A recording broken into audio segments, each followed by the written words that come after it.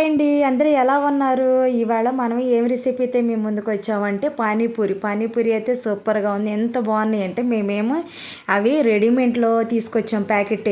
బయట ఏం కొన్నాయి కాదు, రెడీమేడ్లో అందరూ పానీపూరి బాగుంటుంది చేసుకోవచ్చు అన్నారు కదా. ఫస్ట్ టైం నేను ప్యాకెట్ చూశాను, మనం కూడా ఒకసారి ట్రై చేద్దాము అని చెప్పేసి తీసుకున్నాం. అవి చూడండి ఎంత బాగున్నాయి, ఎగ్ షేప్లో ఉన్నాయి, చాలా థిక్నెస్ కూడా ఉన్నాయి.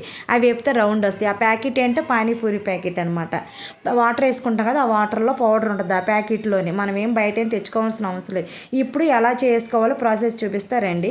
ఆలుగడ్డలు బఠానీ కుక్కర్లో పెట్టేసి 2 విజిల్ వచ్చేంత వరకు ఉడకబెట్టుకోవాలి. ఆ తర్వాత 2 ఉల్లిపాయలు, 2 టమోటాలు, 2 పచ్చిమిర్చి సన్నగా తరిగేసుకుని ఆలుగడ్డలు పేస్ట్ చేసుకుని ఇవన్నీ అందులో వేసి ఉప్పు, కారము, పసుపు, కొంచెం ధనియాల పొడి వేసి మొత్తం బాగా కలిపేసుకుని స్టవ్ మీద పెట్టుకుంటే పచ్చివాసన అంతా పోయే వరకే కొద్దిసేపు హీట్ చేసుకోవాలి. హీట్ చేసుకున్న తర్వాత కర్రీ రెడీ అయిపోద్ది. ఆ కర్రీ ఏంటంటే పూరీలో పెట్టుకుంటాం కదా, పానీపూరిలో ఆ కర్రీ రెడీ అయిపోయిన తర్వాత నెక్స్ట్ పూరీలోకి వెళ్దాం. ఇప్పుడు బాండీలో కొంచెం ఆయిల్ వీట్ చేసుకుని ఇలా వేసేస్తే ఇలా అయిపోతాయి పానీపూరీలు, చాలా బాగా అవుతాయి. తర్వాత పుదీనా, కొత్తిమీర, పచ్చిమిరపకాయలు మిక్సీ పట్టేసి ఇంకా మన వాటర్కి అనమాట ఈ పేస్ట్ కొంచెం తగినంత ఉప్పు వేయాలి.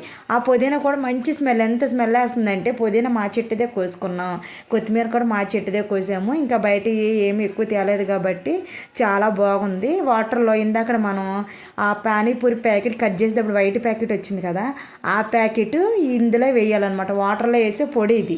అందులో ఆ పొడి వేయంగానే చాలా టేస్ట్ వచ్చింది. వాటర్ అయితే ఎంత బాగుందంటే బయట మనం తీసుకున్న వాటర్ కన్నా ఇది చాలా టేస్ట్గా ఉంది. ఏదైనా మనం సొంతంగా చేసుకున్న దానికి బయటికి ఎంతైనా సరే డిఫరెన్స్ ఉంటుంది. చాలా బాగుంది. నాకైతే బాగా వాటర్ నచ్చిన. వాటర్ కూడా హెల్త్కి చాలా మంచిది. ఇది మీరు కూడా బయట నుంచి తెచ్చుకుని ఇలా ట్రై చేయండి.